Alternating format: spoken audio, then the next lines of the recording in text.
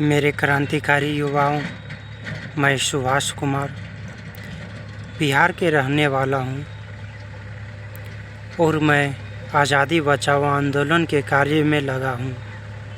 आप लोगों के मन में सवाल होगा कि हमारे देश को आज़ाद हुए 78 साल हो गए हैं, अब आज़ादी बचाने की क्या ज़रूरत पड़ गई है? आखिर क्या कारण है जो आज़ादी बचाओ आंदोलन को आगे बढ़ाने में मैं लगा हूँ? आप लोगों के मन में सवाल होगा, तो मैं बता देना चाहता हूँ कि आपको ये घटना याद होगा कि नहीं होगा मुझे पता नहीं, लेकिन आपको मैं बता देना चाहता हूँ। भोजपुर के बिलोटी गांव में एक भरत तिवारी नाम का एक युवा रहता था। वो अपने समाज के लिए, अपने देश के लिए कार्य करते थे, अपने समाज के लिए कार्य करते थे। वो अपने गांव में सभी समस्याओं को देखते थे और अपने गांव की समस्याओं को बड़े बड़े अधिकारी के पास जाते थे, नेता विधायक के पास जाते थे अपने गांव की समस्या लेकर, और वो सिर्फ अपने गांव की समस्या के बारे में चर्चा करते थे। लेकिन दुर्भाग्य है इस देश का, या फिर कह सकते हैं कि दुर्भाग्य है ये सिस्टम का, कि ये सिस्टम हमारे देश के एक और क्रांतिकारी को हत्या करवा दिया इन काले अंग्रेज़ों के द्वारा।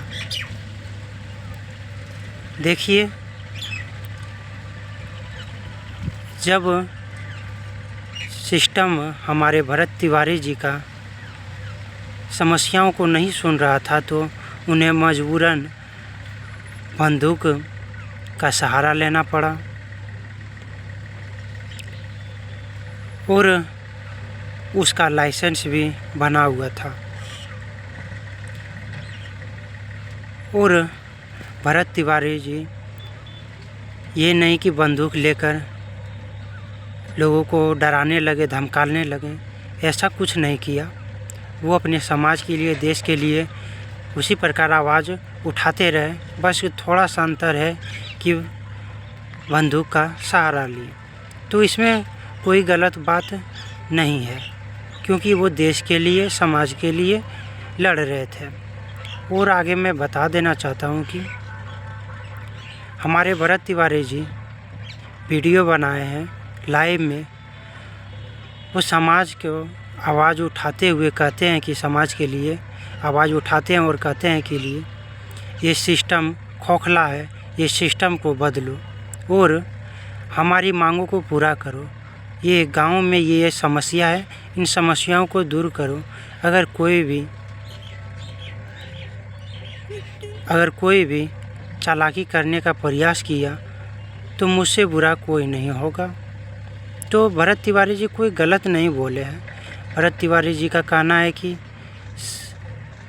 ये सिस्टम बहुत खोखला हो चुका है, रिश्वत के बिना कोई कार्य होता ही नहीं है, इसीलिए मजबूरन उन्हें बंदूक लेना पड़ा। बंदूक के सहारे आवाज़ उठाया तो पुलिस चारों तरफ घेर लिया भरत तिवारी जी को और कहा कि भरत तिवारी जी अपना मांग रखें कि ये सिस्टम बहुत खोखला है, इस सिस्टम को बदलना होगा।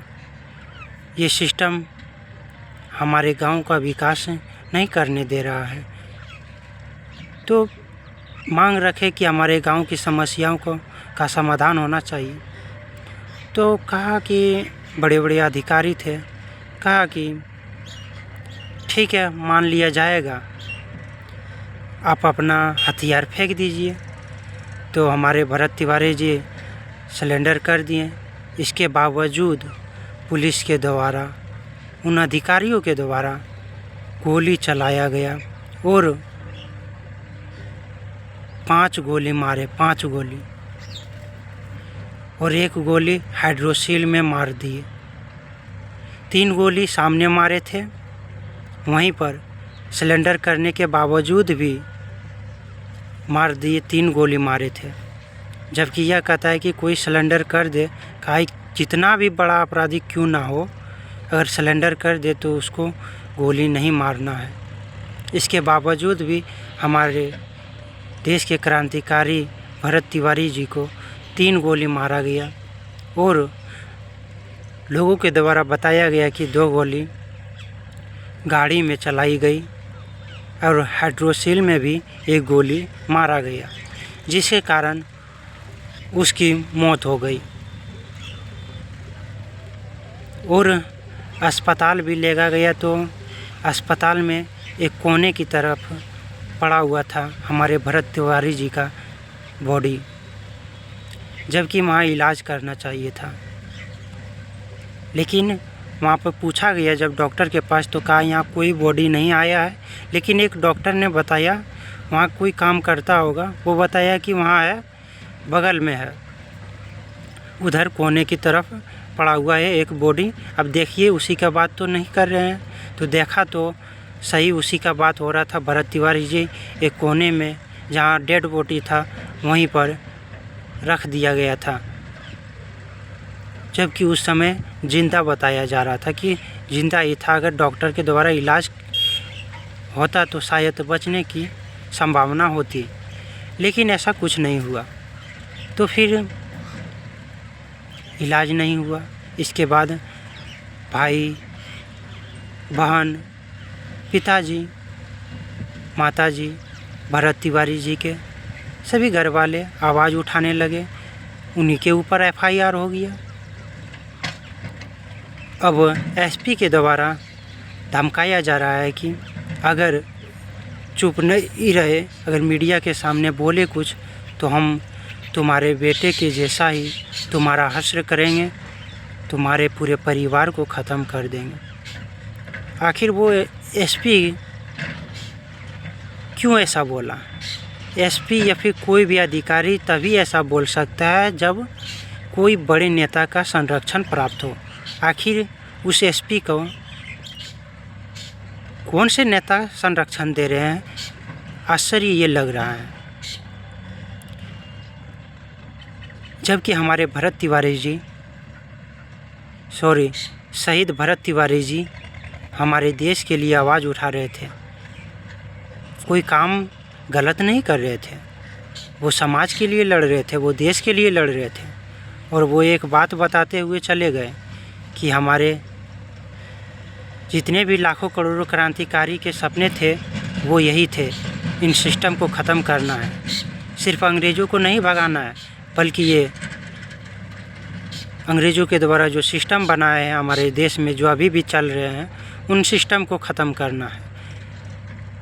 आज हमने भी देख लिया भगत सिंह को, किस तरह से हमारे लाखों क्रांतिकारी, करोड़ों क्रांतिकारी हमारे देश के लिए शहीद हुए और देश को आज़ाद दिलाए। तो ये सिस्टम को बदलना अति आवश्यक है, क्योंकि ये सिस्टम के द्वारा किसी को भला नहीं हुआ है। इस सिस्टम को जितना जल्दी हो सके ख़त्म करना है हमको, और आप सभी को मिलकर मेरा साथ देना होगा। पता है ये सिस्टम इतना खोखला है कि किसी को इंसाफ नहीं मिला है आज तक। जो आए हैं इस सिस्टम, आए हैं इस सिस्टम पर भरोसा कर उन्हें खाली हाथ ही लौटना पड़ा है। इसलिए मेरे क्रांतिकारी युवाओं, आइए हम आप सभी लोग मिलकर इन सिस्टम के खिलाफ़ लड़ाई लड़ते हैं और लाखों करोड़ों क्रांतिकारियों के सपने को पूरा करते हैं। हमारे लाखों करोड़ों क्रांतिकारी अंग्रेज़ों को तो भगा दिए, अब हमारी पारी है कि हम ये काले अंग्रेज़ों को भगाएं, ये काले सिस्टम को ख़त्म करें और अपना व्यवस्था हम अपने देश में लाए, अपना स्वदेशी व्यवस्था अपने देश में लाए। मेरे क्रांतिकारी युवाओं, हमको आश्चर्य लग रहा है इस बात की कि भरत तिवारी जी को जिस अधिकारी ने, जिस नेता ने मरवाया है, जिस मुख्यमंत्री ने मरवाया है वो आज भी अपने पद पर बने हैं, उन्हें किसी भी प्रकार से कोई सज़ा नहीं मिला है। इसीलिए मेरे क्रांतिकारी युवाओं, आइए हम आप सभी लोग मिलकर देश के लिए आवाज़ उठाते हैं और इस बार लड़ाई इन सिस्टम से है, इन सिस्टम को ख़त्म करते हैं। आज पहला दिन है, यही दिन शुरुआत है। आइए ज़्यादा से ज़्यादा संख्या में हमारे साथ जुड़िए और आंदोलन की ओर बढ़ते चलते हैं। उम्मीद है मेरे बातों को गौर से सुने होंगे और समझे होंगे। धन्यवाद।